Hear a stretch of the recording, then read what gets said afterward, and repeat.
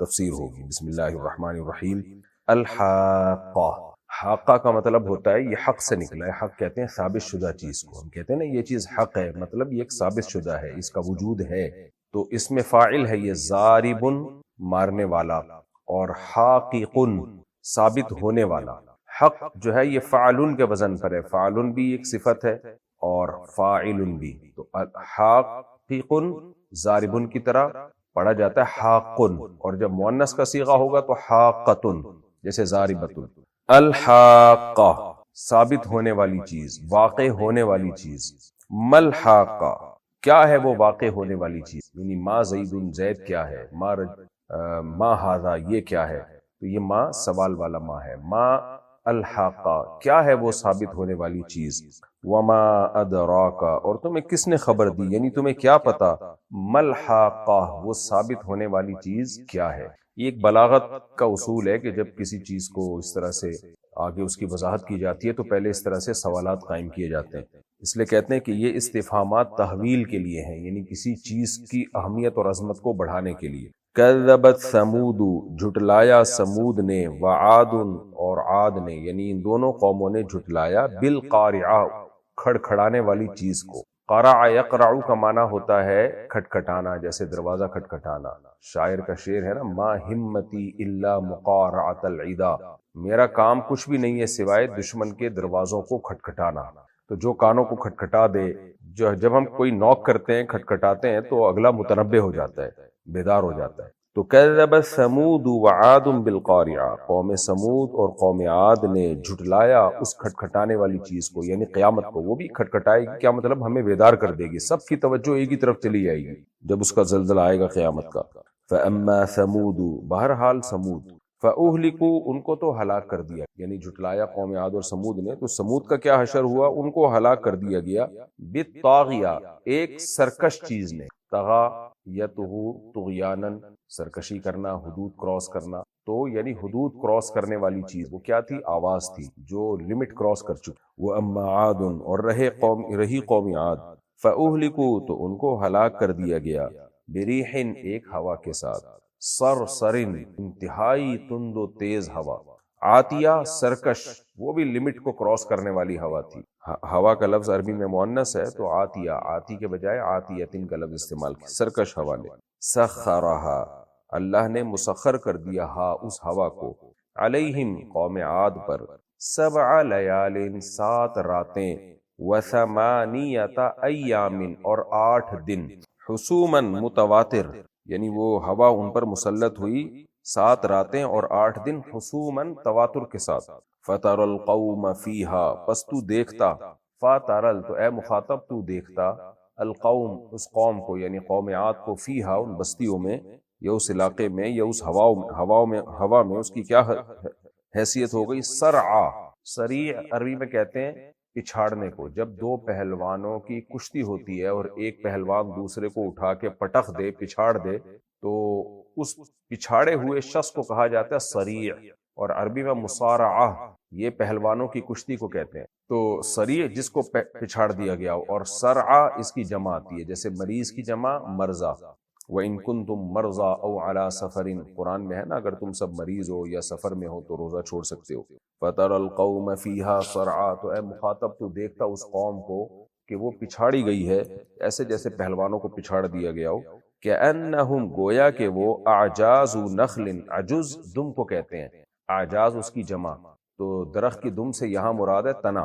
أَعْجَازُ نَخْلٍ، کھجور کے درختوں کے تنے ہیں وہ، خاویتن، اوندھے پڑے ہوئے، یعنی اے مخاطب تو وہ منظر دیکھتا تو تجھے ایسا لگتا کہ کھجور کے درختوں کے تنے اوندھے پڑے ہوئے، یعنی اس قوم کی حالت یہ ہو گئی تھی۔ فَهَلْ تَرَىٰ، تو کیا تو نے دیکھا، لَهُمْ، اس قوم میں سے، مِن باقیۃ، کوئی باقی رہنے والا، کوئی چیز ایسی تھی جو باقی رہ گئی ہو، یعنی کوئی باقی رہنے والا شخص تو نے دیکھا اس میں سے۔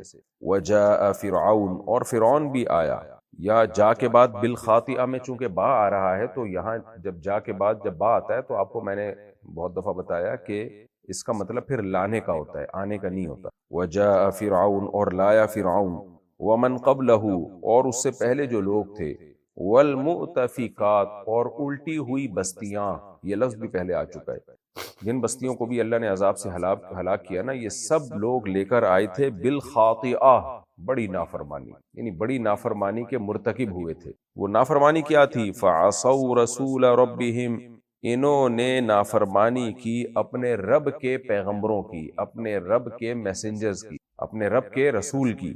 فَأَخَذَهُمْ، تو اللہ نے پکڑ لیا ان کو، اخذتاً، ایک دفعہ کا پکڑنا، رابیتاً، بہت بڑی پکڑ۔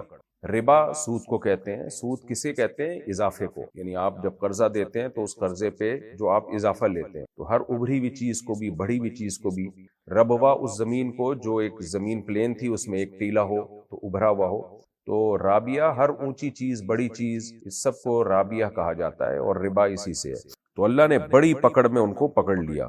انا، یہ اصل میں تھا اننا، اللہ کہتے ہیں بے شک ہم، لما، جب، طغل ماء، پانی نے سرکشی کی تھی، حملناکم، ہم نے تمہیں بٹھا دیا تھا، حملناکم، اٹھایا، فی الجاریہ، کشتی میں۔ جاریہ عربی میں باندی کو بھی کہتے ہیں، چھوٹی بچی کو بھی کہتے ہیں، کشتی کو بھی کہتے ہیں، اور سیاروں کو جو چل رہے ہوتے ہیں، ہر چلنے والی چیز کو بھی کہتے ہیں، گاڑی کو بھی کہتے ہیں۔ انا لما طغى الماء، بے شک ہم نے تم کو جب پانی نے سرکشی کی، ہم نے بٹھایا تھا تم کو، فی الجاریہ، کشتی میں، لِنَجْعَلَهَا، تاکہ ہم بنا دیں اس کشتی کو، لکم، تمہارے لیے، تذکرۃ، ایک نصیحت کی چیز۔ یہ نوح علیہ السلام کی کشتی مراد ہے۔ وَتَعِيَهَا، وعا، یعی، وعین کا معنی ہوتا ہے حفاظت کرنا، واعی، حفاظت کرنے والا، واعیہ برتن کو بھی کہتے ہیں۔ تو وعا، قرآن میں ہے نا، وَلَمْ يَعْيَ بِخَلْقِهِنَّ، اللہ تعالیٰ تھکا نہیں ان آسمانوں اور زمینوں کو بنا کے۔ آئی یا نہیں، سوری، وعا یعی، ضرب یضرب کی طرح، اصل میں تھا وعا یا یعیو۔ تو دو چیزوں کو میں نے خلط ملط کر دیا، ایک ہے آئی یا یعیا، وہ ہے ولم یعیا بخلقہن، اس کا معنی ہوتا ہے تھکنا۔ یہ آئی یا یعیا سے نہیں ہے، یہ ہے وعا یعی، اس کا معنی ہوتا ہے محفوظ کرنا، تھکنا نہیں، محفوظ کرنا۔ تو وعا یعی، واعیہ، واعیہ محفوظ کرنے والی چیز، تو وعا یا یعیو تھا۔ اور آگے اذن، کان کو کہتے ہیں، لیکن کان سے مراد یہ جنس ہے، سب جتنے بھی کان ہیں سب اس سے مراد ہے، تو اس لیے مؤنث کا لفظ استعمال کیا گیا۔ عربی میں یہ جو بھی اعضاء دو دو استعمال، یعنی ہمارے جسم کے دو دو اعضاء ہیں نا، جیسے کان ہے، آنکھیں ہیں، تو یہ ان کا مفرد بھی مؤنث، یعنی مؤنث لفظی طور پر مؤنث ہوتا ہے، اس کے لیے مؤنث کا صیغہ استعمال ہوتا ہے۔ جیسے ید ہے نا، تو ید ہے تو ایک، لیکن اس کو لیے مؤنث کا صیغہ استعمال ہوتا ہے۔ آنکھ کے لیے مؤنث کا صیغہ استعمال ہوتا ہے۔ تو کان بھی دو ہے، تو وتعیہا، اللہ تعالیٰ کہتے ہیں کہ اور اس کو محفوظ، تاکہ محفوظ کریں اس واقعے کو، اذن، کان، واعیہ، محفوظ کرنے والے کان۔ دوبارہ میں ترجمہ کر دیتا ہوں، لِنَجْعَلَهَا لَكُمْ تَذْكِرَةً، تاکہ ہم بنائیں اس واقعے کو تمہارے لیے، یا اس کشتی کو تمہارے لیے، تذکرةً، نصیحت کی چیز، یعنی یہ جو کشتی میں ہم نے تمہیں بٹھایا تھا، اس واقعے کو ہم نے تمہارے لیے بنایا ایک نصیحت کی چیز۔ وَتَعِيَهَا، اور ہم نے یہ کام اس لیے بھی کیا تاکہ اس کو محفوظ کر لیں، محفوظ کرنے والے کان، یعنی جو کان یہ خبر سنیں تو ہمیشہ کے لیے وہ کان اس واقعے کو محفوظ کر لیں۔ فَإِذَا نُفِخَ فِي الصُّورِ، دیکھیں یہاں بھی ہے کہ محفوظ تو دماغ کرتا ہے، کان نہیں کرتے، لیکن یہ بلاغت ہے، کیونکہ کان کے ذریعے محفوظ کیا جا رہا ہے، تو اس لیے نسبت کان کی طرف کر دی گئی۔ اور یہ بلاغت قرآن میں بہت ہے، اور ہمارے عام کلام میں بھی یہ بلاغت ہوتی ہے۔ ہم کہتے ہیں تمہارے کانوں کو میں خبر دینا چاہتا ہوں، تمہارے کانوں کو یہ بات میں بتانا چاہتا ہوں۔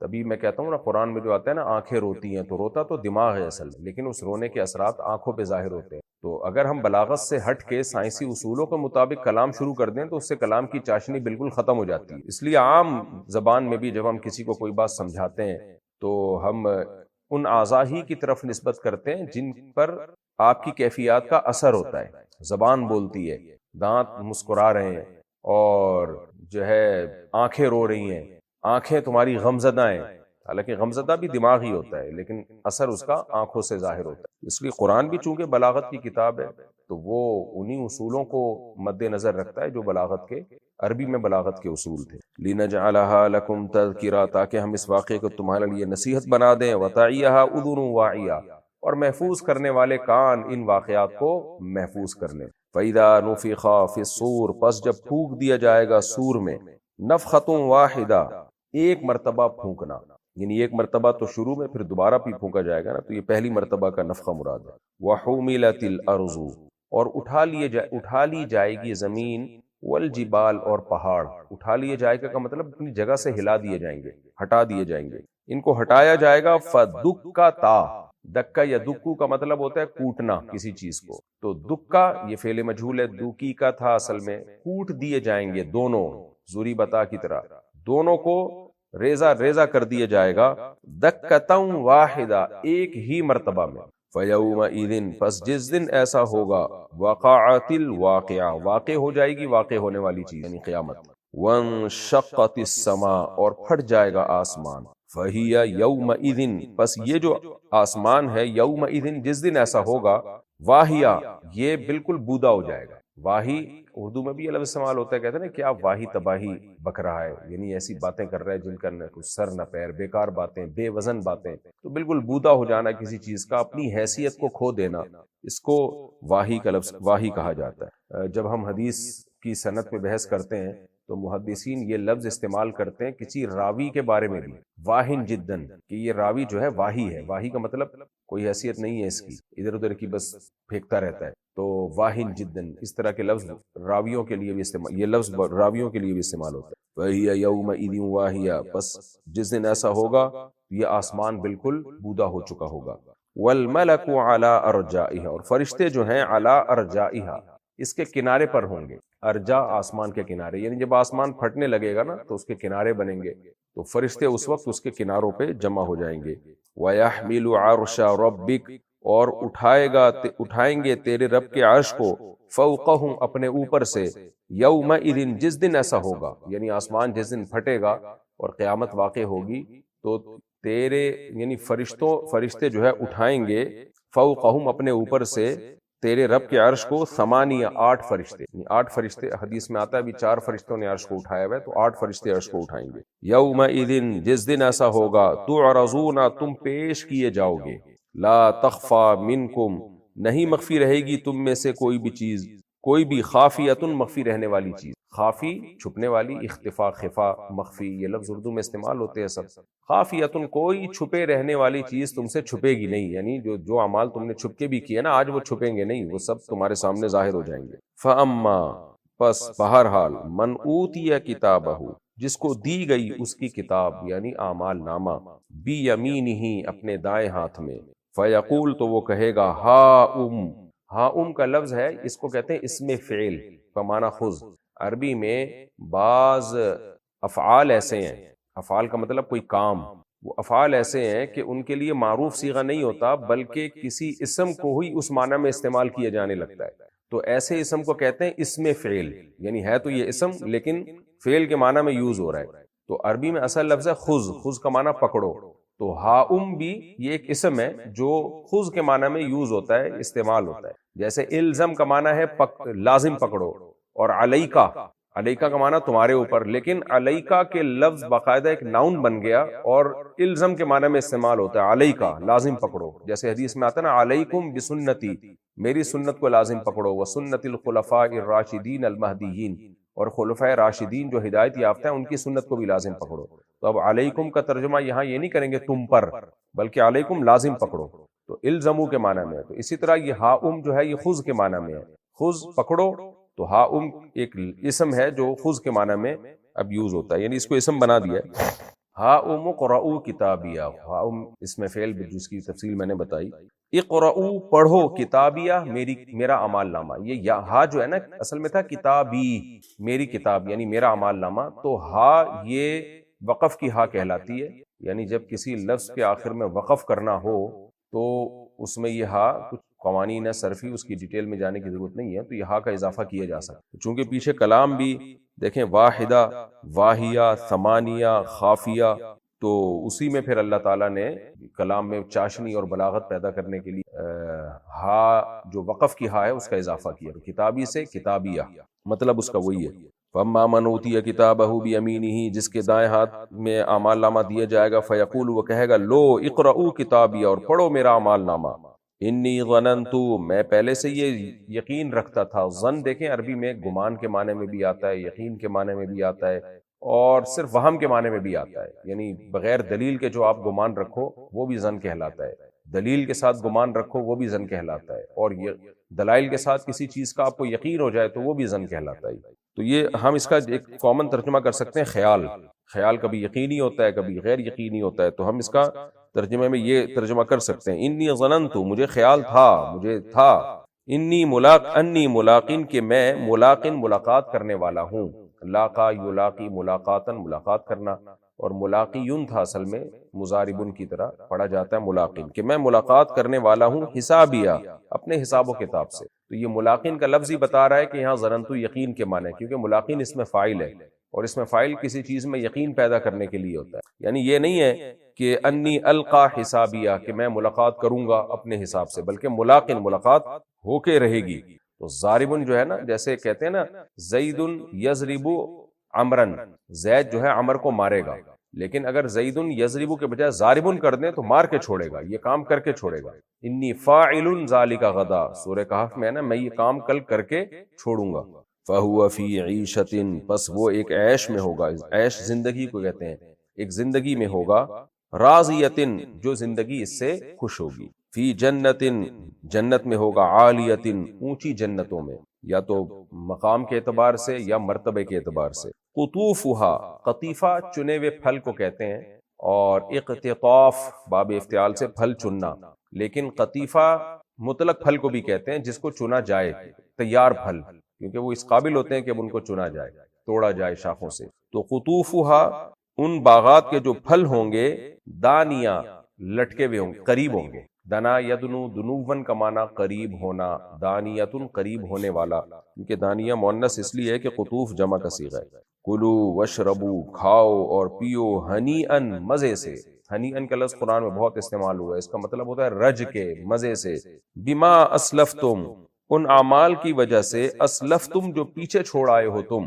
فی الایام، ان ایام میں، الخالیہ جو گزر چکے ہیں، خلا یخلو خلوباً، گزرنے کے معنی میں قرآن میں آتا ہے نا، قد خلت من قبلکم سنن، اور تم سے پہلے بہت سے اللہ کے معاملات گزر چکے ہیں، وما محمد الا رسول، محمد صلی اللہ علیہ وسلم ایک رسول ہیں، قد خلت من قبلہ الرسل، آپ سے پہلے بھی بہت سے رسول گزر چکے ہیں۔ تو خلا یخلو، گزرنا، خالی ہونے کا مطلب خالی ہونا بھی ہوتا ہے، جس کو اردو میں ہم خالی ہونا کہتے ہیں، اور گزرنا بھی ہے، یعنی ان اعمال کا بدلہ ہے جو تم گزرے ہوئے ایام میں کر چکے ہو۔ وَأَمَّا مَنْ أُوتِيَ كِتَابَهُ، اور بہرحال وہ شخص جس کو اعمال نامہ دیا جائے گا، بِشِمَالِهِ، اس کے بائیں ہاتھ میں، فَيَقُول، تو وہ کہے گا، یا لیتنی، ہائے کاش، میں لم اوتا، میں ایسا ہوتا کہ لم اوتا، مجھے نہ دیا جاتا۔ عطا یاتی کا معنی آنا، آتا یؤتی کا معنی دینا، اور اوتا تھا اصل میں اوتیو، ازربو کی طرح، تو پڑھا جاتا ہے اوتا، پھر لم کی وجہ سے آخر میں یا حرف علت حذف ہو گیا، تو لم اوتا، کاش میں نہ دیا جاتا، کتابیہ، میرا اعمال نامہ، یہاں بھی ہا وقف کی ہا ہے، کتابیہ، کاش میں نہ دیا جاتا، یعنی مجھے نہ دی جاتی میری کتاب، یعنی میرا اعمال نامہ۔ ولم ادری، اور نہ جانتا میں، درا یدری درایتن، جاننا، ولم ادری، اور نہ جانتا میں، ما، ولم ادری ما حسابیہ، کہ میرا حساب کیا ہے، ما یعنی ایو شیء، حسابی، یہاں بھی ہا وقف کی، تو ما حسابیہ، مجھے نہ پتا چلتا کہ میرا حساب و کتاب ہے کیا۔ یا لیتہا، ہائے کاش، ہا، وہ جو پہلے موت تھی اس کی طرف اشارہ کر رہا ہے، کانت، وہ ہو جاتی، القاضیہ، کام چکانے والی، کاش وہ جو پہلی موت مجھے آئی تھی وہ میرا کام تمام کر دیتی، مجھے دوبارہ زندگی نہ دیتی۔ قضا یقضی کا معنی چکا دینا، قاضی جج اس لیے کہتے ہیں کہ وہ فیصلہ چکا دیتا ہے، کر دیتا ہے کام۔ ما اغنا، نہیں کام آیا، عنی، میرے، مالیہ، میرا مال، ہلک عنی، ہلاک ہو گئی مجھ سے، سلطانیہ، میری سلطنت، یعنی میرا غلبہ، سلطنت عربی میں غلبے کو کہتے ہیں، سلطان طاقت کو، قوت کو، یعنی میرا جو دبدبا تھا، روب تھا، جس کی وجہ سے میری ایک طاقت تھی، وہ سب برباد ہو گئی۔ خذوہ، اللہ فرشتوں سے کہیں گے، خذوہ، پکڑو اس کو، فغلوہ، غلہ یغلو، نصر ینصرو کی طرح، اور اس کی جماعتی غلو، اصل میں تھا اغللوہ، انصروہ کی طرح، تو لام کو لام میں ادغام کیا اور اس کی حرکت ماقبل کو دی، غین کو، تو جب غین پہ ضمہ آ گیا تو ابتدا برسکون، یعنی پہلا لفظ چونکہ ساکن تھا نا، تو اس کی وجہ سے حمزہ وصلیہ آئی ہوئی تھی، تو وہ حمزہ وصلیہ گر گئی۔ آپ کو اتنی ڈیپ میں جانے کی ضرورت نہیں ہے، یہ میں ڈیٹیل سے پہلے بتا چکا ہوں، سمجھ میں آئے ٹھیک ہے، نہیں تو اتنا کافی ہے کہ غلوہ اغللوہ تھا اصل میں، تو پڑھا جاتا ہے اس کو غلو، الف حمزہ وصلیہ گر جاتی ہے ما بعد کے متحرک ہونے کی وجہ سے، تو فغلوہ توق ڈالو اس کے گلے میں، غلو کا مطلب باندھ دینا، توق گلے میں باندھ دینا، غلت ایدیہم ہے نا قرآن میں کہ ان کے ہاتھ بندھے ہوئے ہیں، یعنی سورہ مائدہ میں ہے کہ یہودیوں نے کہا تھا کہ اللہ تعالیٰ کے ہاتھ بندھے ہوئے ہیں، ہم پہ خرچ نہیں کرتا، تو اللہ نے کیا جواب دیا تھا، غلت ایدیہم، ان کے ہاتھ بندھے ہوئے ہیں، تو غلل یغلل سے نکلا یہ باندھ دینا، تو یہاں مراد ہے گردن کا باندھ دینا، فغلوہ ان کے گردنوں میں توق ڈال دو، ثم الجحیم پھر جہنم کی آگ میں، صلوہ ان کو پھینک دو، صلا یصلی تصلیتاً آگ میں ڈالنا، یہ لفظ بھی کئی بار آ چکا ہے، تو اصل میں تھا سبحوہ، سبح یسبح، امر آئے گا سبحو، تو صلیو تھا، تو یقولو یبیو والا قانون لگ کے پڑھا جاتا ہے صلو، ثم الجحیم پھر جہنم کی آگ، صلوہ ان کو اس آگ میں پھینک دو، ثم فی سلسلۃ پھر ایک زنجیر، ذرعھا جس کی جو مقدار ہے، ذرعھا اس کا ذرع جو ہے، یعنی اس کی جو مقدار ہے، 70 ذراعا 70 گز ہے، ذرع کہتے ہیں کہ مقدار کو جو جس کو ذرع میں ناپا جائے، ذراع میں ناپا جائے، ذراع عربی میں کہتے ہیں گز کو، اصل میں ہاتھ کی چوڑائی کو کہا جاتا ہے، یعنی ہاتھ جب ہم پھیلاتے ہیں تو اس کی مقدار کو کہا جاتا ہے، تو آج کی زبان میں اس کو گز کہا جاتا ہے، 70 ذراعا جو 70 گز ہو، فَاسْلُكُوهُ اس کو ڈال دو اس میں، اس زنجیر میں، یعنی پھر ایک زنجیر جس کی مقدار ذرا میں اگر ناپی جائے تو 70 گز بنتی ہو، اس 70 گز لمبی زنجیر میں اس کو فَاسْلُكُوهُ داخل کر دو، یعنی تاکہ اس کو پکڑنے کے لیے، اِنَّهُ كَانَ لَا يُؤْمِنُ اتنا سخت عذاب کیوں ہو رہا ہے؟ اس لیے کہ یہ شخص لا یؤمن ایمان نہیں رکھتا تھا، باللہ العظیم اس اللہ پر جو عظمت والا ہے، ولا یحض اور ترغیب نہیں دیا کرتا تھا، علی طعام المسکین غریب کے کھانا کھلانے پر، مسکین کے کھانا کھلانے کی لوگوں کو ترغیب نہیں دیا کرتا تھا، فلیس لہ اليوم پس نہیں ہے آج کے دن اس کے لیے، ہا ہنا یہاں، حمیم کوئی جگری دوست، آج کوئی دوست نہیں اس کو بچانے والا یہاں، ولا طعام اور نہ کوئی کھانا ہے، الا من غسلین سوائے زخموں کی کے دھوئیں کے، زخموں کی پیپ کے، زخم کو جب صاف کیا جاتا ہے نا پانی وغیرہ سے تو گند بلا نکلتا ہے، اس کو غسلین کہا جاتا ہے، سوائے زخموں کے گند کے کچھ بھی نہیں ہے اس کے لیے کھانے میں، لا یاکلہ اور یہ گندا کھانا نہیں کھاتے، الا الخاطئون مگر بڑے گناہ گار لوگ، خطا کار لوگ، یہ انہی کے شان ہے کہ وہ یہ کھانا کھائیں۔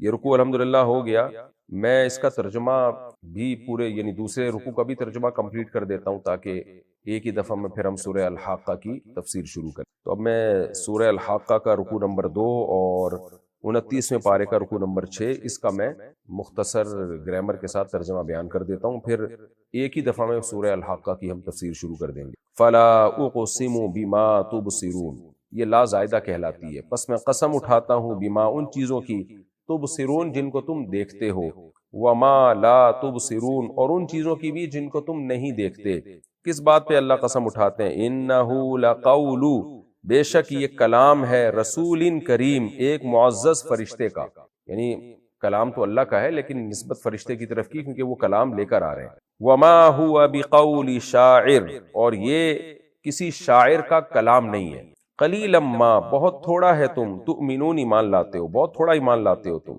یعنی یہ کنایا ہے اصل میں کہ نہیں لاتے، جیسے کوئی بہت زیادہ جھوٹ بولتا ہو نا تم کہتے ہو تم بہت تھوڑا سچ بولتے ہو، تو یہ اصل میں اس کو تنبیہ کرنے کے لیے کہ بولتے ہی نہیں ہو، ولا بقول کاہن اور نہ یہ کسی کاہن کا قول ہے، کاہن جو جادوگر ٹائپ کے لوگ اور مستقبل کی خبریں بتانے والے لوگ جو جنات سے جن کا رابطہ رہتا ہے، قلیلا ما تذکرون تم بہت کم نصیحت حاصل کرتے ہو، یعنی نصیحت حاصل کرتے ہی نہیں ہو، تنزیل یہ نازل کردہ ہے من رب العالمین رب العالمین کی طرف سے، ولو تقول تقول کا معنی ہوتا ہے قول کو گھڑ لینا، اگر گھڑ لیتے ہم پر یعنی محمد صلی اللہ علیہ وسلم ہم پر گھڑ لیتے بعض الاقاویل، اقوال کی جمع اقاویل، اقوال خود جمع ہے تو اس کی جمع الجمع اقاویل، تو اللہ کہتے ہیں اگر یہ محمد صلی اللہ علیہ وسلم ہم پر گھڑ لیتے، قول تو دور کی بات اقوال کا کچھ حصہ بھی گھڑ لیتے، لَأَخَذْنَا مِنْهُ تو ہم پکڑتے منہ ان کو بالیمین دائیں ہاتھ سے، یعنی ان کا دائیں ہاتھ پکڑتے، ثم لقطعنا پھر ہم کاٹ ڈالتے، لام تاکید کے لیے، قطعنا کاٹ ڈالتے، منہ ان کا یعنی نبی صلی اللہ علیہ وسلم کا، الوتین شہرک، وتین کہتے ہیں تو دل سے ایک رگ نکل رہی ہوتی ہے نا جو بلڈ کو لے کے جاتی ہے، جس کے کٹنے کے بعد موت یقینی ہوتی ہے، تو ہم محمد صلی اللہ علیہ وسلم کا دائیں ہاتھ پکڑتے اور آپ کی شہرک کو کاٹ ڈالتے اگر یہ ایک بات بھی ہم پر جھوٹی منسوب کرتے۔ فما منکم من احد پس نہیں ہوتا تم میں سے کوئی بھی ایک، عنہ اس یعنی نبی صلی اللہ علیہ وسلم سے، حاجزین بچانے والا، یعنی کوئی بھی ایسا نہیں ہوتا جو اس بات سے نبی کو بچا لیتا۔ حاجز رکاوٹ کو کہتے ہیں، یعنی ہم یہ کام کر لیتے اگر یہ پورا قرآن تو دور کی بات، کوئی ایک جملہ بھی ہماری طرف گھڑ کے منسوب کر دیتے اور کہہ دیتے کہ یہ اللہ کا کلام ہے، اور حالانکہ وہ اللہ کا نہ ہوتا، تو ہم چھوڑتے نہیں، شہرک کاٹ ڈالتے اور تم میں سے کوئی بھی بچانے والا نہیں ہوتا۔ وَإِنَّهُ لَتَذْكِرَةٌ لِّلْمُتَّقِينَ اور بے شک یہ کلام نصیحت ہے پرہیزگاروں کے لیے۔ وَإِنَّا لَنَعْلَمُ اور بے شک ہم جانتے ہیں، أَنَّ مِنْكُمْ کہ بے شک تم میں سے، مُكَذِّبِينَ جھٹلانے والے بھی ہیں۔ وَإِنَّهُ اور بے شک یہ قرآن، لَحَسْرَةٌ حسرت ہے، افسوس ہے، علی الکافرین کافروں پر، یعنی جو انکار کریں گے نا ان پر افسوس کا ذریعہ بنے گا یہ۔ وَإِنَّهُ لَحَقُّ الْيَقِينِ اور بے شک یہ کلام یقینی برحق ہے، 100 یعنی 100% برحق ہے یہ۔ لحق الیقین کا مطلب یقین کا معنی بھی یقین اور حق کا معنی بھی ثابت شدہ، یعنی یقینی ثابت شدہ ہے۔ فَسَبِّحْ پس آپ پاکی بیان کریں، بِسْمِ رَبِّکَ اپنے رب کے نام کی، العظیم جو عظمت والا ہے۔ یہ سورہ الحاقہ کا کہ دونوں رکوع کا لفظی ترجمہ، اس میں موصول کا ترجمہ ہوتا ہے وہ چیز سے، جاء آیا میرے پاس، الذی وہ شخص، اکل طعاما جس نے کھانا کھایا تھا، یہ جلس معک جو تمہارے ساتھ بیٹھا تھا، تو الذی کے معنی میں ہوتا ہے یہ۔ الحاقہ وہ چیز جو ثابت ہونے والی ہے، ملحاقہ تمہیں کیا پتا وہ کیا چیز ہے جو ثابت ہونے والی ہے۔ یہ قرآن کا انداز ہے کہ جب کسی چیز کی ویلیو کو، اہمیت کو دل میں بٹھانا ہوتا ہے تو عربوں کا یہ انداز تھا کہ اس کے بارے میں سوال قائم کرتے، تمہیں پتہ ہے وہ کیا چیز ہے؟ وما ادراک ما الحاقہ تمہیں کیا معلوم کہ وہ ثابت ہونے والی چیز کیا ہے، یعنی ایک ایسی چیز جس کا واقع ہونا 100% یقینی ہے، تمہیں کیا پتا وہ ہے کیا، یعنی وہ بہت بڑی چیز ہے، تمہاری عقل سے بالا تر ہے۔ پھر آگے اللہ اس کو ایکسپلین کرتے ہیں کہ آؤ ہم بتاتے ہیں کہ وہ دہشت ناک چیز جو یقیناً واقع ہو کے رہے گی وہ ہے کیا۔ کذبت ثمود وعاد بالقارعہ قوم سمود اور قوم عاد نے جھٹلایا تھا اس کھٹکھٹانے والی چیز کو، یعنی جو کانوں کو کھٹکھٹائے گی، نوک کرے گی۔ جب ہم کسی کو نوک کرتے ہیں تو بیدار کر دیتے ہیں اس کو، تو قیامت کا جو زلزلہ ہوگا نا وہ انسانوں کو ہلا کے رکھ دے گا، غفلت سے بیدار کر دے گا۔ تو اب اللہ بتا رہے ہیں کہ وہ چیز جو بہرحال ثابت ہو کے رہے گی وہ اتنی غیر معمولی ہے کہ اس خبر کے انکار پر میں نے قوموں کو تباہ و برباد کر دیا۔ دیکھیں اس کی مثال ایسے ہے، آپ نے کسی کو 1 کروڑ روپے ادھار دیے اور جس نے ادھار لیے ہیں وہ واپس نہیں کر رہا، وہ مانتا تو ہے کہ میں نے لیے ہیں لیکن واپس نہیں کر رہا۔ اب آپ کی اس سے لڑائی ہو رہی ہے، آپ اس سے غصہ کر رہے ہو، لیکن آپ کو پتا ہے کہ اس خبر کو مانتا ہے کہ اس نے اس سے ادھار لیے ہیں، لیکن ایک دن وہ ملا آپ سے، آپ نے کہا یار تم میرے پیسے واپس کیوں نہیں کر رہے، وہ اس خبر ہی کا انکار کر دیتا ہے، وہ کہتا ہے ایسی کوئی بات ہی نہیں ہے کہ میں نے آپ سے 1 کروڑ روپے لیے۔ تو غصے سے آپ کی کیا کیفیت ہوگی؟ آپ کو کس قدر شدید غصہ آئے گا کہ یار تم تو ایک یقینی چیز جس کے ڈاکومنٹس میرے پاس ہیں، جس کے گواہ میرے پاس ہیں، تم قسمیں کھا کے اعتراف کر چکے ہو کہ میں نے تمہیں پیسے دیے اور تم خبر ہی کے وجود کا انکار کر رہے ہو، تو آپ اس کو پھر چھوڑو گے نہیں۔ تو اللہ کہتے ہیں کہ وہ ثابت ہونے والی چیز، کافر اور مشرک تو کہتا ہے قیامت نہیں آئے گی، اللہ کہتے ہیں الحاقہ وہ یقینی چیز ہے، ایسی یقینی کیونکہ اس کے وجود پر میں نے اتنے دلائل اور اتنے انبار لگا دیے دلائل کے، پیغمبروں کو بھیج کے، آسمانی کتابوں کو بھیج کے، اور یہ بتا کے کہ اگر قیامت قائم نہیں ہوگی تو پھر اس کائنات کا مقصد کیا، اتنا میں نے اس کو یقینی طور پہ ثابت کر دیا ہے کہ اس کا انکار اب ہلکی چیز نہیں ہے، اس کا انکار ایسی چیز ہے کہ اس قارعہ کا انکار، اس قیامت کا انکار قوم سمود اور قوم عاد جیسی طاقتور قوموں نے کیا تھا، تو میں نے ان کا حشر نشر کیا ہے۔ تو اور تم بڑے آرام سے کہہ دیتے ہو کہ جی اس میں 2 رائے ہیں، کچھ لوگ کہتے ہیں کہ موت کے بعد حساب و کتاب ہے، کچھ لوگ کہتے ہیں موت کے بعد حساب و کتاب نہیں ہے، تم اس کو اتنی ہلکی بات لے رہے ہو، تو یہ ہلکی بات نہیں ہے یہ خبر، کیونکہ وجہ کیا ہے، میں نے جیسے مثال دی نا 1 کروڑ روپے لیے اور پی گیا اور انکار کر رہا ہے، تو اس انکار کا لاس کیا ہو رہا ہے، آپ کے کروڑوں روپے جا رہے ہیں۔ تو قیامت کی خبر کا جب آپ انکار کرتے ہو تو انسانیت کو لاس کیا ہے، پھر انسان نہیں ہے درندہ ہے، کیونکہ حساب و کتاب کا جب خوف ختم ہو گیا پھر تو قانون کی طاقت سے آپ نے اگر کچھ کروا لیا تو کروا لیا، جہاں قانون ڈھیلا ہوا یا قانون کو پتہ ہی نہیں ہے تو انسان اور درندے میں پھر کوئی فرق ہی نہیں رہتا، دنیا کا ہر جرم پھر تو حلال ہو جائے گا۔ تو اللہ کہتے ہیں کہ تم ایسی قیامت کی خبر کا انکار کر دیتے ہو تاکہ انسانوں کے لیے جرم لیگل ہو جائے، اور کیونکہ زیادہ تر جرائم کو اللہ کے خوف سے ہی دنیا میں رکتے ہیں، تو جو بڑے بڑے جرائم ہیں وہ تو اللہ کا خوف ہی، شراب وہی لوگ چھوڑتے ہیں جو جن کے دل میں اللہ کا خوف ہے، زنا وہی لوگ چھوڑتے ہیں جن کے دل میں اللہ کا خوف ہے، بوڑھے ماں باپ کی کیئر وہی کرتے ہیں جن کے دلوں میں اللہ کا خوف ہے، رشتہ داری وہی جوڑتے ہیں جن کے دلوں میں اللہ کا خوف ہے۔ اس لیے اللہ کہتے ہیں یہ ہلکی چیز نہیں ہے قیامت، یہ وہ خبر ہے جس کا انکار جن قوموں نے کیا میں نے ان کو تباہ و برباد کیا۔ فاما ثمود، اللہ کہتے ہیں انہوں نے جرم کیا تھا، قیامت کا انکار کیا۔ فاما ثمود، رہے سمود، اتنی بڑی طاقتور قوم، فَأُهْلِكُوا بِالطَّاغِيَةِ، ان کو اس قیامت کے انکار کی وجہ سے ہلاک کر دیا گیا، بالطاغیہ، ایک سرکش چیز کے ذریعے، طغیان سرکشی، لمٹ کراس کرنا۔ تو جو ان پہ زلزلہ آیا تھا اور چیخ ماری گئی تھی وہ آواز نے لمٹ کراس کر دی تھی، یعنی ایسے تباہ و برباد کر دیا، تمام طرح کی حدود توڑ چکی تھی وہ آواز اور وہ زلزلہ۔ وَأَمَّا عَادٌ، اور رہ بہرحال قوم عاد، ان کے ساتھ کیا ہوا؟ فَأُهْلِكُوا، ان کو ہلاک کر دیا گیا، بِرِيحٍ، ایک ہوا کے ذریعے، سرسرن، انتہائی تند و تیز ہوا، طوفانی ہوا، آتیہ، وہ بھی آتی تھی۔ طاغیہ کا مطلب بھی طغیانی، طغیانی کسے کہتے ہیں؟ جیسے ہم کہتے ہیں نا سمندر میں طغیانی آ گئی ہے، یعنی لمٹ کراس کر رہا ہے سمندر۔ آتیہ کا معنی بھی سرکش، جو سرکش آدمی ہوتا ہے وہ بھی لمٹ کراس کر رہا ہوتا ہے، تو یہ ہوا بھی سرکش تھی، یعنی اس ہوا نے بھی لمٹ کو کراس کر دیا تھا۔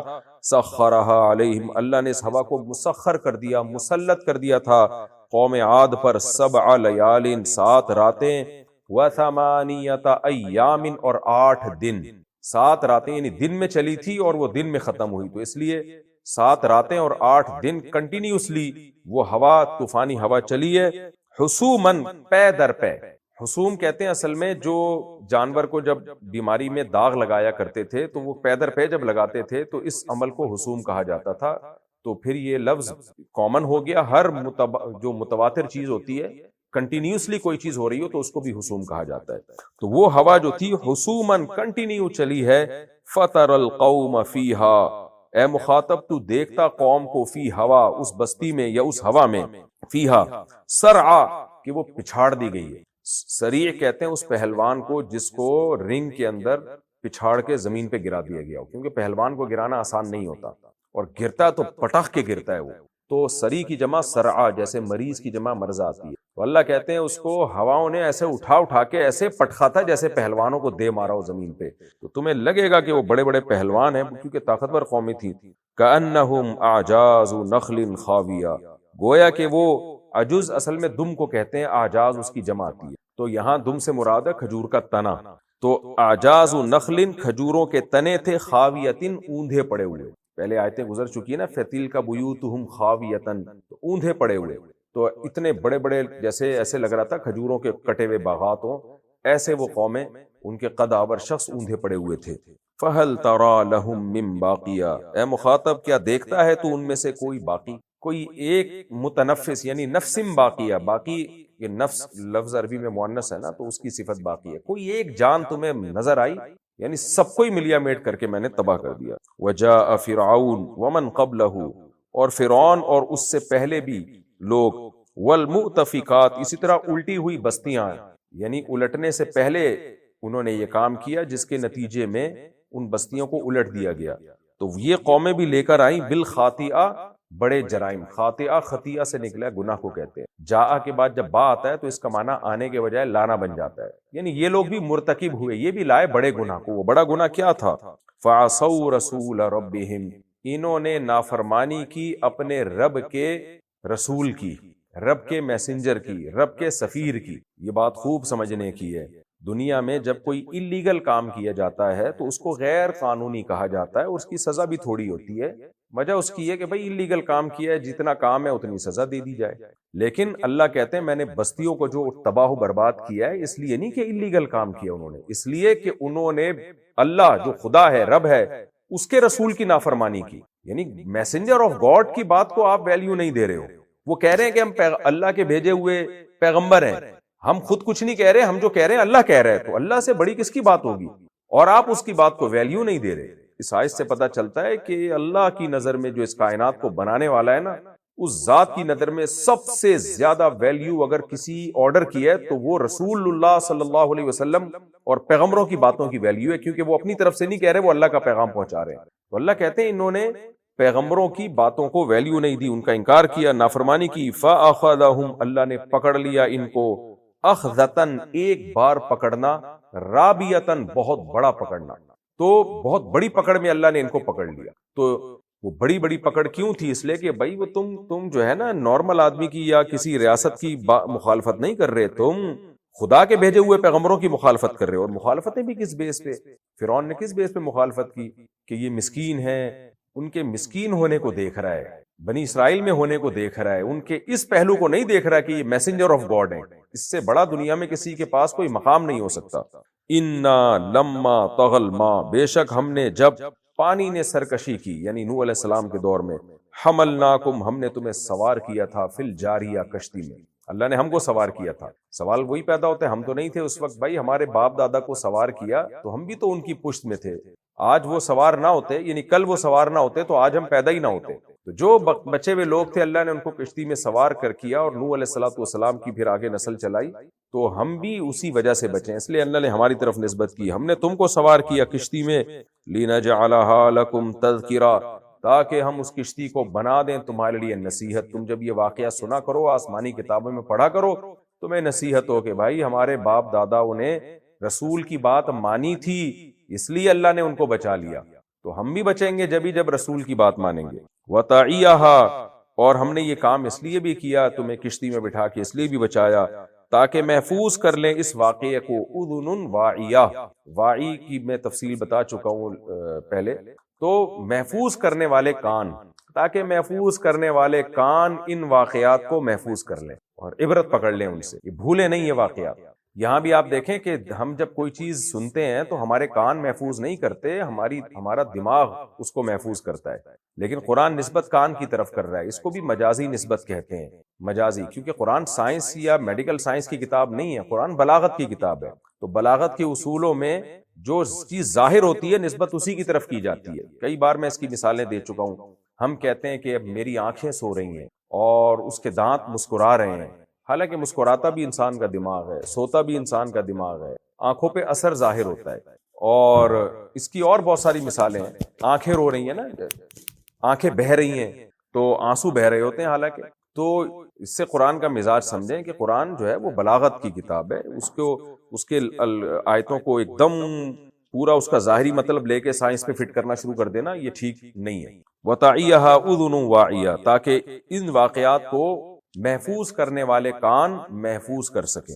فَإِذَا نُفِخَ فِي الصُّورِ نَفْخَةٌ وَاحِدَةٌ پس جب سور میں پھونکا جائے گا، ایک ہی مرتبہ میں پھونکنا، یعنی ایک زوردار سور میں جب پھونک ماری جائے گی ایک دفعہ میں، وَحُمِلَتِ الْأَرْضُ اور زمین کو اٹھا لیا جائے گا، وَالْجِبَالُ اور پہاڑوں کو بھی، فَدُكَّتَا ان دونوں کو اٹھا کے، اٹھانے کا مطلب یہ ہے کہ اپنی جگہ سے ہلا دیا جائے گا، فَدُكَّتَا دونوں کو توڑ دیا جائے گا، کوٹ دیا جائے گا، دَكَّةً وَاحِدَةً ایک ہی وہلہ میں، ایک ہی دفعہ میں، اتنا زوردار زلزلہ آئے گا کہ ایک ہی دفعہ میں توڑ پھوڑ کے سب کو برباد کر دیا جائے گا۔ فَيَوْمَئِذٍ پس جس دن ایسا ہوگا، وَقَعَتِ الْوَاقِعَةُ ہو جائے گی وہ چیز جس نے واقع ہونا ہے، یعنی وہی جو الحاقہ جس کا ہم نے اس سورت کے شروع میں تذکرہ کیا کہ واقع ہونے والی چیز، ثابت ہونے والی چیز، اللہ کہتے ہیں اس دن وہ واقع ہونے والی چیز ہو جائے گی۔ وَانشَقَّتِ السَّمَاءُ اور آسمان پھٹ جائے گا، فَهِيَ يَوْمَئِذٍ پس جس دن ایسا ہوگا اس دن یہ آسمان واہیہ بالکل بودا ہو جائے گا۔ واہیہ کا لفظ اردو میں یہ لفظ آپ نے سنا ہوگا کہ نا کیا واہی تباہی بک رہا ہے، کیا واہیات بک رہا ہے، تو یہ عربی سے ہی آیا۔ محدثین جب جرح کرتے ہیں کسی راوی پر تو بعض دفعہ یہ لفظ استعمال کر کہتے ہیں واہن جدن، یعنی واہین تھا اصل میں، تو پڑھا جاتا ہے واہن، جیسے داعیون کو پڑھا جاتا ہے داعن، تو واہن کا مطلب یہ ہے کہ یہ ریلائبل راوی نہیں ہے، ذمہ دار راوی نہیں ہے، واہی مطلب ایسے ہی بھی کچھ نہ کچھ بول دیتا ہے یہ.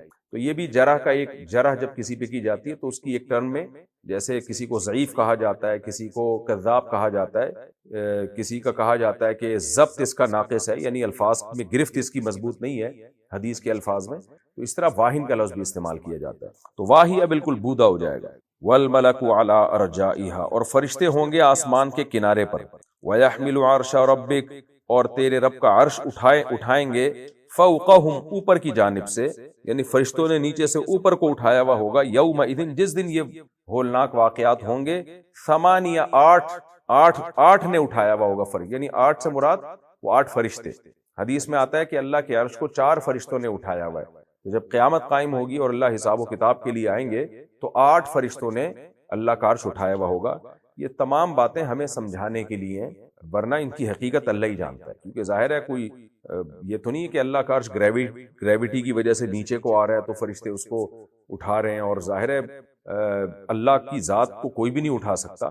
تو یہ سب ہمیں سمجھانے کے لیے ہمارے مینٹیلٹی کے، خاص طور پہ عرب کے جو بدو تھے، جو دیسی لوگ تھے، ان کی مینٹیلٹی کے حساب سے ان کو خطاب کیا جا رہا ہے. اور اس طرح کی آیات کے بارے میں قرآن سورہ آل عمران میں خود کہہ چکا ہے کہ یہ آیتیں متشابہات کے حکم میں، جن کی ڈیپ میں جانے کی ہمیں اجازت نہیں ہے. فَأَمَّا الَّذِينَ فِي قُلُوبِهِمْ زَيْغٌ فَيَتَّبِعُونَ مَا تَشَابَهَ مِنْهُ. اللہ کہتے ہیں تمام آسمانی کتابوں میں اس طرح کی آیات ہوتی ہیں جو متشابہات کہلاتی ہیں، جن کا حقیقی علم اللہ کے علاوہ کسی کے پاس نہیں ہے. تو جن کے دلوں میں ٹیڑھا پن ہے وہ ان کی ڈیپ میں جا کے ان کو ایکسپلین کرنے کی کوشش کرتے ہیں، اور جن کے علم میں رسوخ ہے، کمال ہے، وہ کہتے ہیں کل من عند ربنا، بھئی یہ سب اللہ کا کلام ہے، ہم اس پر ایمان لاتے ہیں. اور اس میں یہی الفاظ ہمیں کہنے چاہیے جو اسلاف کے تھے کہ عرش بھی ہے، عرش کے پائے بھی ہیں، فرشتوں نے بھی اٹھایا ہوا ہوگا. کیسے؟ کما ہوا لائق بشانہ، بھائی اس کی کیفیت میں ہم نہیں جاتے، نہ ہم اس کے مکلف ہیں. یومئذ تعرضون، جس دن ایسا ہوگا، تعرضون، تم سب پیش کیے جاؤ گے اللہ کے دربار میں. یہ ہوگا تو دوسرے سور کے بعد، لیکن اللہ نے اس کو نفخہ اولا کے بعد اس لیے ذکر کر دیا کہ دوسرا نفخہ بھی تو نفخہ اولا کا کے نتائج میں سے ایک نتیجہ ہوگا. یعنی جب کائنات کو توڑ پھوڑ دیا جائے گا تو اس کے بعد دوبارہ جب لوگوں کو زندہ کر کے حساب و کتاب لیا جائے گا تو یہ رزلٹ ہوگا اسی توڑ پھوڑ کا. تو اس لیے اللہ نے کنٹینیو جو دوسرا حشر ہے اور پہلی تباہی ہے، دونوں کو ایک ساتھ اللہ تعالیٰ نے ذکر کر دیا. یومئذ تعرضون، جس دن تم لوگ پیش کیے جاؤ گے اللہ کے سامنے. لا تخفى منکم خافیہ، نہیں چھپی ہوگی تم سے کوئی چھپنے والی چیز، سب کچھ تمہارے سامنے ہوگا، یعنی تمہارے اعمال. فاما من اوتی، اما کا لفظ ہے بہرحال، یعنی مہما یکن شیء من الاشیاء. یہ اس کی ترکیبی عبارت بنتی ہے، جو صرف نحو کے طلبہ ہیں وہ سمجھتے ہیں کہ کچھ بھی ہو جائے. اردو میں ہم اس کو کہتے ہیں بہرحال، یعنی زمین آسمان ادھر سے ادھر ہو جائے لیکن یہ ہو کے رہے گا، یہ مطلب ہے. من اوتی کتابہ بیمینی، وہ شخص جس کو اس کا اعمال نامہ دائیں ہاتھ میں دے دیا گیا. فیقول، وہ کہے گا، ہا تنبیہ کے لیے، اقرؤ، یہ بھی تنبیہ کے لیے، اقرؤ کتابیہ، پڑھو تم میرا اعمال نامہ. یعنی خوشی خوشی بھاگے گا لوگوں کو دکھاتے ہوئے، جیسے جب کوئی پاس ہو جاتا ہے، اچھے نمبر آتے ہیں تو کیسے سب کو بتا رہا ہوتا ہے، فون کر کر کے، کال کر کر کے. وہاں بھی یہی ہوگا، لوگوں کی طرف بھاگے گا. انی ظننت، اور لوگوں سے کہے گا مجھے معلوم تھا، انی، کہ بے شک میں، ملاقن، ملاقات کرنے والا ہوں، حسابیہ. اصل میں یہ لفظ تھا حسابی، لیکن چونکہ پیچھے جتنی بھی آیتیں ختم ہو رہی ہیں اس میں تائے متحرکہ ہے، جیسے خافیہ ہے، ثمانیہ ہے، واہیہ ہے، واحدہ ہے، تو اس کلام میں حسن پیدا کرنے کے لیے اس کو کہتے ہیں ہائے وقف، وہ لگا دی جاتی ہے بعض دفعہ، تو اس سے کلام میں ایک حسن پیدا ہو جاتا ہے کیونکہ وہ قافیہ آخر کا پہلے سے میچ کر رہا ہوتا ہے. تو یہ عربی گرامر میں اس کا، عربوں میں اس کا رواج تھا. تو قرآن نے بھی کیونکہ عربی میں نازل ہوا ہے تو انہی ضابطوں کی رعایت کی ہے. انی ظننت، میں یہ سمجھتا تھا، انی ملاقن حسابیہ، کہ بے شک میں ملنے والا ہوں اپنے حساب سے، یعنی میری ملاقات ہونے والی ہے اپنے حساب سے. میں جو کچھ دنیا میں کر رہا ہوں مجھے پتا تھا کہ میرے سامنے آ جائے گا، تو دیکھو آج آ گیا نا میرے سامنے. میری نماز، میری صلہ رحمی، میرے صدقات، میری عبادت، سب آج میرے سامنے، جس کی کامیابی میں اپنی آنکھوں سے دیکھ رہا ہوں. کیا خوشی کا عالم ہوگا. یہاں ظننتو جو ہے یقین کے معنی میں ہے. ظن عربی میں غالب گمان کے معنی میں بھی استعمال ہوتا ہے، یقین کے معنی میں بھی استعمال ہوتا ہے، وسوسے کے معنی میں بھی استعمال ہوتا ہے. تمام معنی میں تو سیاق و سباق سے پتہ چلتا ہے کہ یہاں کس معنی میں یوز ہو رہا ہے. فَهُوَ فِي عِيشَةٍ رَاضِيَةٍ، اللہ کہتے ہیں پس یہ شخص ایک زندگی میں ہوگا ایسی زندگی جو راضی ہوگی اس سے. دیکھیں یہ بھی بلاغت ہے قرآن کی. ہونا تو یوں چاہیے یہ ایسی زندگی میں ہوگا کہ جس زندگی سے یہ خوش ہوگا. زندگی آپ سے خوش نہیں ہوتی، آپ زندگی سے خوش ہوتے ہیں. اب یہاں بھی کوئی ایک سائنسی حقیقت نکال دے کہ یہ کیسی قرآن نے سائنس کے خلاف بات کی ہے کہ زندگی آپ سے خوش ہوگی. بھئی خوشی اور غمی تو انسان کی کیفیات، انسان پہ گزرنے والی کیفیات ہے نا. تو یوں کہنا چاہیے تھا کہ ایسی زندگی ملے گی مرضیہ، یعنی وہ ایسی زندگی ہوگی کہ انسان اس زندگی سے خوش ہوگا. لیکن یہ بھی بلاغت ہے. عرف میں ہم یہی لفظ استعمال کرتے ہیں، کہتے ہیں یار ایسا لگتا ہے کہ اس کی تو زندگی اس پہ بڑی مہربان ہو گئی ہے اور اس کی زندگی اس سے ناراض ہو گئی ہے. کہتے ہیں نا، یعنی ہر کام جب الٹا ہو رہا ہو تو ہم عرف میں یہی کہتے ہیں کہ لگتا ہے بیٹا تیری زندگی تجھ سے روٹھ گئی ہے اور لگتا ہے تیری زندگی تجھ سے خوش ہے. تو یہ بلاغت سے اس کا تعلق ہوتا ہے. اس کا تعلق اس سے نہیں ہوتا کہ حقیقت کیا ہے. تو حقیقت تو یہی ہے کہ زندگی آپ سے خوش نہیں ہوتی، آپ زندگی سے خوش ہوتے ہیں. تو اللہ کہتے ہیں اس کو جو عیش والی زندگی ملے گی، عیش زندگی کو کہتے ہیں، ایسی حیات ملے گی کہ اس میں اتنی عیاشی ہوگی کہ دیکھنے والا یہی کہے گا زندگی اس پہ مہربان ہو گئی ہے، زندگی اس سے خوش ہے اور کہہ رہی ہے بتا تجھے کیا چاہیے.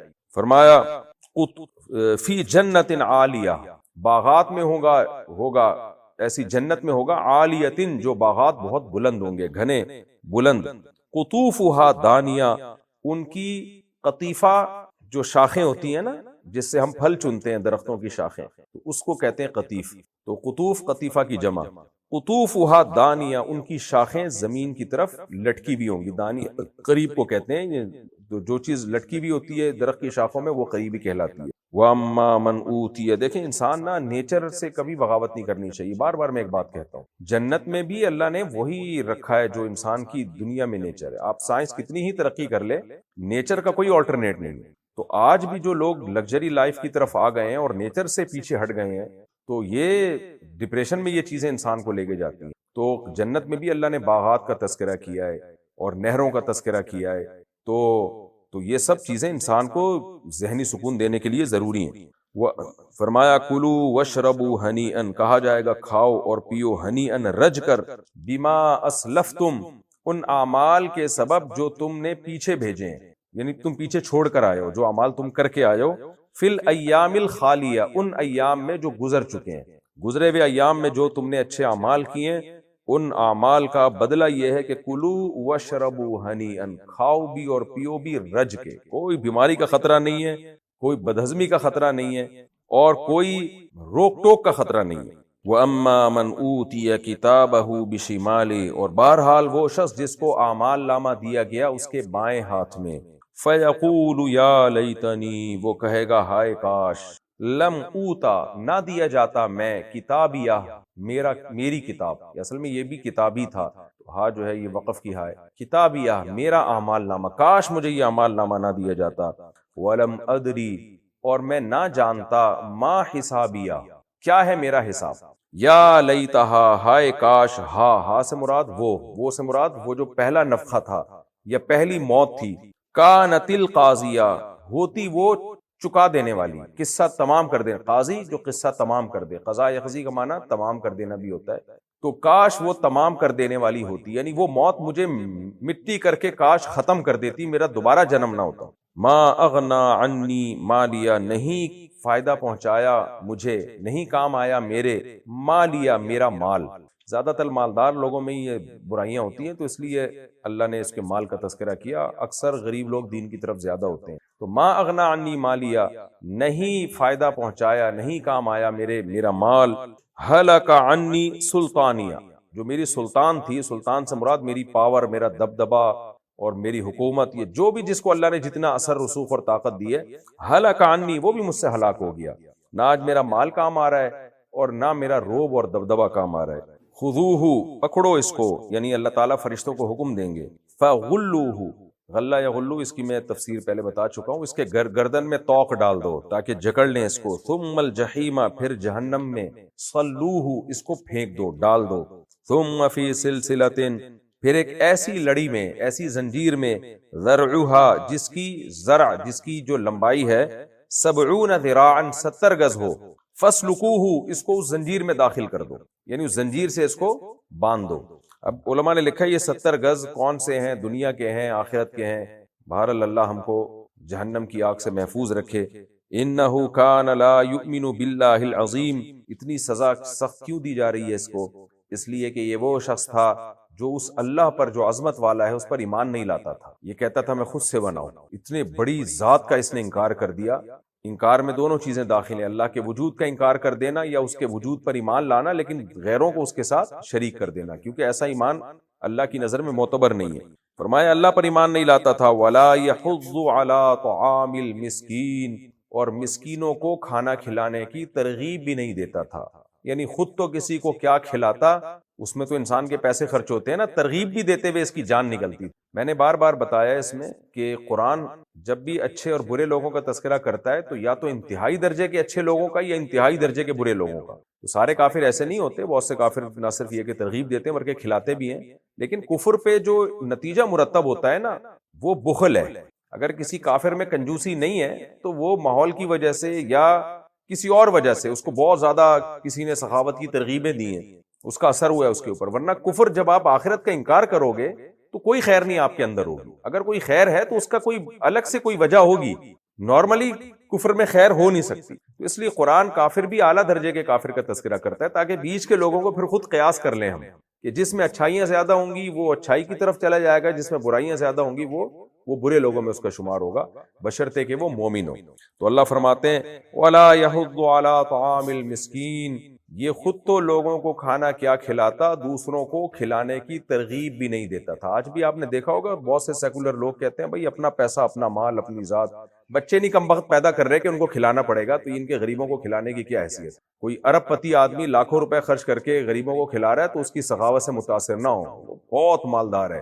سخاوت یہ ہوتی ہے کہ آپ کی جیب پہ کوئی اثر پڑے جب آپ سخاوت دکھاتے ہیں، تو یہ جذبہ اللہ نے اہل اسلام کو دیا ہے۔ تو ان کافروں نے اپنے بچے پیدا کرنا بند کر دیے کہ ان کو کھلانا پڑے گا، تو اس سے بڑی کنجوسی دنیا میں کیا ہوگی؟ اس لیے اللہ مثال دے رہا ہے کہ یہ جو آخرت کا انکار ہے نا، اس پر جو چیزیں مرتب ہوتی ہیں، جو مسلمان ہے جو آخرت پر یقین رکھتا ہے وہ بچے بھی نہیں روکتا، وہ کہتا ہے کوئی بات نہیں، کھلانے والا اللہ ہے، میری جیب سے بھی کچھ خرچ ہو جائے گا تو اللہ کی مخلوق پہ ہی خرچ ہو رہا ہے، اس کا دل بڑا ہوتا ہے۔ تو اس لیے اللہ جہاں کافر کا تذکرہ کرتے ہیں اس کی کنجوسیوں کا تذکرہ بھی کرتے ہیں۔ تو اسی وجہ سے جو مسلمانوں میں سیکولر لبرل لوگ ہیں جو پراپر وے میں اسلام کو فالو نہیں کرتے، یہ کنجوسیاں ان میں بھی ہیں۔ میں بھی سفر کے دوران ایک تاجر سے ملا، کروڑ پتی تاجر اور نمازی بھی ہے، اس کا ایک بیٹا۔ میں نے کہا قدرت کی طرف سے ایک بچہ ہوگا، مزید اولاد نہیں ہوئی ہوگی؟ کہتے ہیں نہیں، میں نے ایک کے بعد اولاد روک لی۔ کیوں روک لی بھائی؟ کہہ رہے میں چاہتا ہوں میری ساری جائیداد کا والی وارث ایک ہی ہو، کوئی شریک نہ ہو۔ یہ حساب ہے، یعنی بخل اور کنجوسی کی آپ انتہا دیکھو کہ اپنے بچے پیدا نہیں کر رہے کہ بھئی مجھے ان کے زیادہ کو کھلانا پڑے گا، اور کوئی بات نہیں بس میں مروں تو ایک والی وارث ہو تاکہ ساری جائیداد ادھر چلی جائے۔ یہ سوچ بن چکی ہے۔ تو میں نے کہا یار تم نمازی ہو لیکن تم سے اچھا وہ بے نمازی ہے جس میں اتنی کنجوسی تو نہیں ہے۔ تو اصل میں تو یہ نماز کا لیبل تو لگا ہوا ہے، لیکن یہ کہ نماز اس کو اللہ کا قرب نہیں دلا رہی ہے، کیونکہ ایک نماز ایک فارمیلٹی پوری کرنے کے لیے بس وہ کر رہا ہے کہ اسلام نے ایک آرڈر دیا تو بس آرڈر کو پورا کرو۔ بھائی اسلام کی روح کیا ہے؟ اسلام کی روح تو اللہ پہ توکل سے شروع ہوتی ہے کہ آپ اللہ پر ایمان لائیں، جیسے ایمان لانے کا حق ہے۔ اس لیے اللہ نے جو سیکولر لبرل لوگ ہیں جو اسلام کو نہیں مانتے، ان کی کنجوسیوں کا ذکر قرآن بہت زیادہ کرتا ہے، اور جو اللہ کو حقیقی معنی میں مانتے ہیں ان کی سخاوتوں کا ذکر بھی قرآن ہر جگہ کرتا ہے۔ تبھی آپ دیکھیں نا قرآن سورہ سجدہ میں کیا کہتا ہے دوسرے رکوع میں کہ ہمارے نیک بندے راتوں کو تہجد پڑھتے ہیں اور وَمِمَّا رَزَقْنَاهُمْ يُنْفِقُونَ، جو رزق ہم نے ان کو دیا اس میں سے خرچ کرتے رہتے ہیں۔ نماز اور سخاوت یہ دونوں ساتھ ساتھ ہیں۔ تو جس نماز میں سخاوت نہیں ہے اس کا مطلب اس نماز میں کوئی سقم بہرحال ہے کہ وہ اللہ پر وہ توکل کی بیس پہ وہ نماز نہیں پڑھی جا رہی جس توکل کا اللہ نے حکم دیا ہے، تو اللہ پہ ناقص ایمان ہے۔ اس لیے اللہ فرماتے ہیں وَلَا يَحُضُّ عَلَىٰ طَعَامِ الْمِسْكِينِ فَلَيْسَ لَهُ الْيَوْمَ هَاهُنَا حَمِيمٌ، پس نہیں ہے اس شخص کے لیے آج کے دن کوئی جگری دوست۔ حمیم گرم کھولتے ہوئے پانی کو کہتے ہیں، گرم دوست کو بھی کہتے ہیں۔ گرم کا مطلب جو آپ کے لیے دل میں بہت محبت کے جذبات رکھتا ہو، تو ایسا محبت والا آج کوئی دوست نہیں ہے۔ اصل میں تو کہنا یہ ہے کہ کوئی بھی دوست نہیں ہے، لیکن قرآن نے اعلیٰ درجے کے دوست کا تذکرہ کیا کہ جب اعلیٰ درجے کا دوست بھی تمہارا کام نہیں آئے گا تو ادنیٰ درجے کے کہاں سے کام آئیں گے۔ وَلَا طَعَامٌ، اور آج کوئی کھانا نہیں ہے اس کے لیے، کیونکہ کھانا ہی نہیں کھلاتا تھا نا، غریبوں کو کھانا نہیں کھلاتا تھا، بلکہ دوسروں کو ترغیب بھی نہیں دیتا تھا، کنجوسی سوسائٹی میں پروموٹ کر رہا تھا۔ تو آج تجھے بھی کھانا نہیں ملے گا، ملے گا تو کون سا کھانا؟ الا من غسلین، زخموں کا دھواں جب زخم کو پانی وغیرہ سے یا دوا سے دھویا جاتا ہے تو جو گند نکلتا ہے نا، اس گند کو غسلین کہا جاتا ہے. یہ غسل سے نکلا ہے، غسل دھونے کو کہتے ہیں نا، تو یہ اسی سے نکلا ہے کہ جب زخم کو صاف کیا جاتا ہے تو جو گند نکلتا ہے. تو صدید کہتے ہیں پیپ کو. تو قرآن میں غسلین کا بھی تذکرہ ہے، صدید کا بھی، کہ زخموں کی پیپ بھی پلائی جائے گی ان کو، اور زخموں کا جو پانی ہے وہ بھی پلایا جائے گا. تو مفسرین لکھتے ہیں یہاں حقیقی پیپ یا حقیقی پانی مراد نہیں ہے، بلکہ مقصد یہ ہے کہ جو کھانا ان کو وہاں کھلایا جائے گا یا پلایا جائے گا اس کی کیفیت وہی ہوگی جو زخموں کی پیپ کی ہوتی ہے. اس سے گھن اور متلی اور اسمیل اور بدبو اور بذائقہ بالکل ویسی ہی ہوگی. تو یہ مطلب نہیں ہے کہ زخمیوں کو لا کے پھر ان کے پیپ نکال کے ان کو پلایا جائے گا، بلکہ وہ کھانا ایسا ہوگا جیسے زخموں کا جو پیپ کا جو گند ہوتا ہے یا زخموں کو دھونے کے بعد جو گند نکلتا ہے. اللہ ہم سب کو محفوظ رکھے. لا یاکلہ الا الخاطئون، یہ کھانا وہی کھائیں گے جو گناہگار لوگ ہیں، جنہوں نے اس نوعیت کے جرائم کیے ہوئے. فلا اقسم بما تبصرون، پس اللہ قسم اٹھاتے ہیں کہ میں قسم اٹھاتا ہوں. یہ لا تاکید کے لیے، یہ لا اقسم بیوم القیامہ، اور دیگر بھی بعض صورتوں میں یہ سورہ قیامت تو بعد میں آئے گی، تو اس کی تفسیر میں اس کے گرامر کے چیپٹر میں اس کو ایکسپلین کر چکا ہوں. پس میں قسم اٹھاتا ہوں بما، ان چیزوں کی، تبصرون جن کو تم دیکھتے ہو. اللہ تعالیٰ قسم اٹھا رہے ہیں. وما لا تبصرون، اور ان چیزوں کی بھی جن کو تم نہیں دیکھتے. یعنی کائنات کا ذرہ ذرہ، دو ہی چیزیں ہوتی ہیں نا، کچھ چیزیں ہمیں نظر آ رہی ہے، کچھ نہیں آ رہی. تو مطلب کائنات کا ذرہ ذرہ، اس کی میں قسم اٹھاتا ہوں. کائنات کا ذرہ ذرہ گواہ ہے. انہ لقول رسول کریم، کہ یہ کلام ہے ایک معزز رسول کا. یہاں رسول سے مراد ہیں جبریل، جو اللہ کے رسول ہیں، اور اللہ نے ان کو رسول بنا کے بھیجا محمد صلی اللہ علیہ وسلم. یعنی یہ جو کلام ہے، یہ پوری کائنات گواہ ہے کہ یہ کلام جبریل کا کلام ہے، محمد صلی اللہ علیہ وسلم کا گڑھا ہوا کلام نہیں. اور جبریل کے کلام کی طرف نسبت مجازن ہے، کلام تو اللہ کا ہے لیکن چونکہ جبریل لے کر آ رہے ہیں تو اس لیے ان کی طرف نسبت کر دی. تو یہ استثناء ہے، کوئی شیطانی کلام نہیں ہے، یہ فرشتے کا کلام ہے. اور فرشتے کی طرف نسبت میں نے بتایا مجازی ہے، کیونکہ قرآن جگہ جگہ کہتا ہے یہ اللہ کی ذات سے نکلا ہوا کلام ہے، تو یہ مجازی نسبت ہے. تو نسبت کا مقصد یہ ہے کہ جو مشرکین کہتے تھے معاذ اللہ یہ شیطانی کلام ہے، جنات آپ کو یہ الہام کر کے القا کر کے جاتے ہیں، تو نہ اللہ نے فرمایا نہ، یہ فرشتہ القا کر کے جا رہا ہے. اللہ کا کلام ہے جو اللہ نے جبریل کو بتایا، اور جبریل نے جا کے محمد صلی اللہ علیہ وسلم کے دل پہ اس کلام کو نازل کیا. تو یہ کائنات کا ذرہ ذرہ کیوں گواہ ہے؟ اس لیے گواہ ہے کہ یہ کائنات کا ذرہ ذرہ بتاتا ہے کہ اس کائنات کو کوئی بنانے والا ہے، اور اس نے اس کائنات کو بے مقصد نہیں. اگر آپ قرآن کو نکال دیتے ہیں اور کہتے ہیں یہ اللہ کا کلام نہیں ہے، اس کا مطلب پھر اللہ نے کیوں بنایا، اللہ ہم سے کیا چاہتا ہے؟ یہ تو قرآن میں ہی پتہ چلتا ہے ہمیں، اور تو کوئی ایسی کتاب نہیں ہے جو قرآن کے ٹکر کی ہو. یہ کائنات بتا رہی ہے. آپ جب ڈیپ میں جا کے غور کریں گے تو یہ خود گواہی دے گی. بھائی پھر خدا کا بندوں سے کنیکشن کیسے ہوگا، کیسے پتہ چلے گا پھر خدا نے انسان کو بنایا کیوں؟ تو قرآن ہی واحد کتاب ہے جو آپ کا اور اللہ کا، جو آپس میں آپ کو اللہ کے ساتھ کنیکٹ کرتی ہے، ورنہ تو پھر اس کائنات کو کوئی مقصد ہی نہیں باقی بچے گا. تو اس لیے اللہ کہتے ہیں اگر تم غور کرو گے نا تو تمہارا دل یہ گواہی دے گا کہ بھائی کوئی ہے جس نے بنایا، اور کوئی ہے جو ہم سے کلام بھی کرتا ہے، ہمیں بتاتا بھی ہے. تو وہ تو قرآن ہی کے ذریعے. اگر قرآن کو ہم غلط کہہ دیں تو پھر کون سی کتاب ہے صحیح ہے بھائی، پھر کون سا کلام ہے؟ اللہ فرماتے ہیں وما هو بقول شاعر، یہ کسی شاعر کا کلام نہیں ہے جیسے وہ نبی کو شاعر کہتے تھے. قلیلا ما تؤمنون، تم بہت تھوڑا ایمان لے کر آتے ہو. کیا مطلب نہیں لاتے ایمان؟ یہ بھی کسی کی نفی کرنے کے لیے یوں کہا جاتا ہے کہ تم بہت تھوڑا یہ کام کرتے ہو. جیسے کوئی بہت کنجوس ہو نا، تو ہم تنزیہ اس کو کیا کہتے ہیں، یار تم بہت تھوڑا غریبوں پہ خرچ کرتے ہو، اسی تعداد بڑھا دو. تو مراد یہ نہیں ہوتا کہ تم تھوڑا خرچ کرتے ہو، مطلب بالکل بھی خرچ نہیں کرتے، لیکن اس کو تنبیہ کے لیے ایسے الفاظ عرف میں استعمال کیے جاتے ہیں کہ کچھ تھوڑا سا بڑھا دو، کچھ تھوڑا سا بڑھا. جیسے کوئی جھوٹ بول رہا ہو نا تو ہم کہتے ہیں کہ یار تھوڑا سا اس کو تھوڑا سا مبالغہ کم کر لو. مطلب تھوڑا سا نہیں ہوتا، مطلب زیادہ مبالغہ کر، تم نے بہت زیادہ مبالغہ کیا. تو اللہ فرماتے ہیں قلیلا ما تؤمنون، تم بہت تھوڑا ایمان لاتے ہو. ولا بقول کاہن، اور یہ کسی کاہن کا کلام بھی نہیں. جیسے نجومی بیٹھے ہوتے ہیں نا، لمبی لمبی پھینک رہے ہوتے ہیں، ایسی باتیں کر رہے ہوتے ہیں جو کسی کے سمجھ میں ہی نہیں آ رہی ہوتی. تو اللہ فرماتے ہیں قلیلا ما تذکرون، تم بہت کم نصیحت حاصل کرتے، یعنی بالکل بھی نصیحت حاصل نہیں کرتے. تھوڑی سی بھی نصیحت حاصل کرنا چاہتے نا تو غور کرتے، تمہیں یہ کلام خدا کا کلام لگتا، محمد صلی اللہ علیہ وسلم کا، یا کسی کاہن اور شاعر کا کلام نہیں لگتا. تمہیں واقعی نہیں لگتا. آپ قرآن پڑھیں، کوئی کاہن، نجومی، جادوگر ایسی باتیں کر سکتا ہے کیا؟ اتنی واضح، اتنی کلیئر اور اتنی خوبصورت نصیحتیں. اور شاعر لوگ تو قرآن کہتا ہے مبالغہ آرائیاں کرتے ہیں، وہ تو قافیہ ملانے میں بس لگے ہوتے ہیں.